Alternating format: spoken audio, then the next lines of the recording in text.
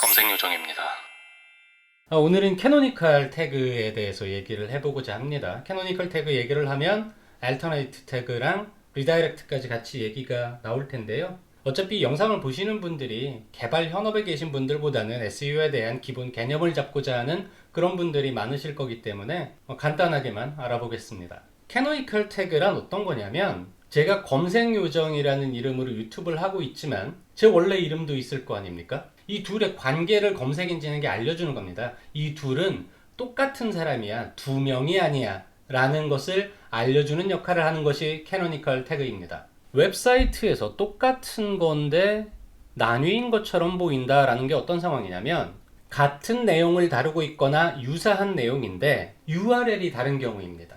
대표적으로는 여러분들 사이트 이용하실 때 세션 아이디라던가 사이트 내 서치 같은 파라미터가 뒤에 붙는 경우가 있습니다. 어떤 메뉴를 메인 페이지에서 들어갈 때, 그리고 또 다른 페이지에서 들어갈 때 기본 주소 뒤에 물음표로 이어지는 파라미터가 다르게 적용되는 경우가 있습니다. 페이지는 똑같은 내용이고요. 이럴 경우 검색 엔진이 이 두 URL을 다른 종류로 수집하지 않도록 한 개만 수집하도록 해주는 역할을 캐노니컬 태그가 합니다. 다국어 페이지 같은 경우도 비록 언어는 다릅니다만 번역을 해서 보면 유사한 내용을 갖추고 있습니다. 모바일 페이지 역시 마찬가지입니다. 데스크탑 사이트와 M점으로 시작하는 모바일 사이트를 갖고 있는 경우 구성 자체가 달라질 수도 있지만 내용은 유사하거나 같은데 URL만 다른 경우가 있습니다. 그럼 이걸 왜 묶어서 알려줘야 하느냐? 아주 옛날에 검색 엔진이 지금처럼 똑똑하지 않던 시절에 검색 엔진을 속여서 점유율을 높이고자 하는 시도들이 많이 있었습니다. 그런 것들을 저희는 블랙햇 SEO라고 합니다.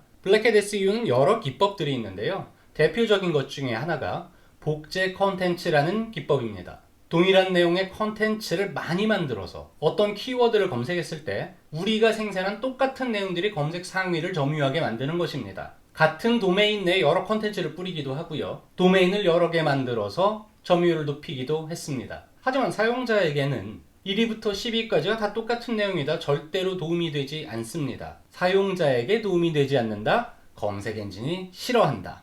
계속 말씀드린 개념입니다. 캐노니컬 태그의 사용법은 굉장히 간단합니다.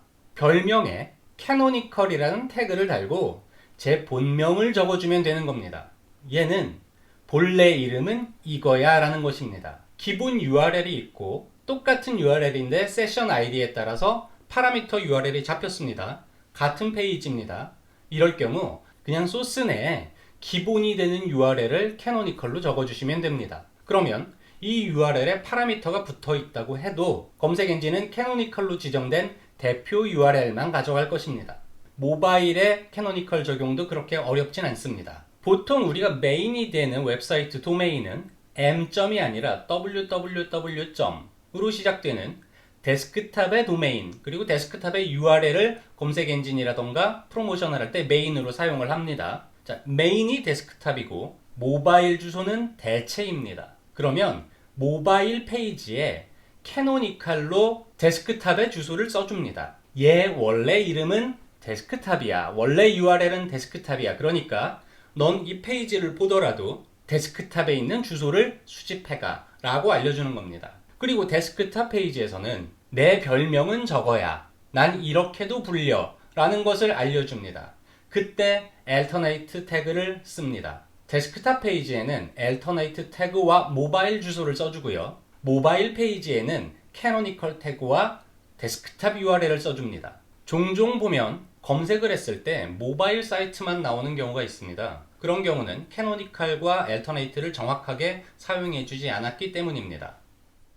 벌써 50번째 영상이 됐습니다. 구독자 수도 조회수도 빈약하기 이럴 데 없지만 그래도 필요하신 분에게는 필요한 역할을 할 거라고 생각을 하고 앞으로도 이렇게 꾸역꾸역 영상을 만들어 가겠습니다. 반년이 넘는 시간 동안 쭉 지켜봐 주셔서 감사합니다.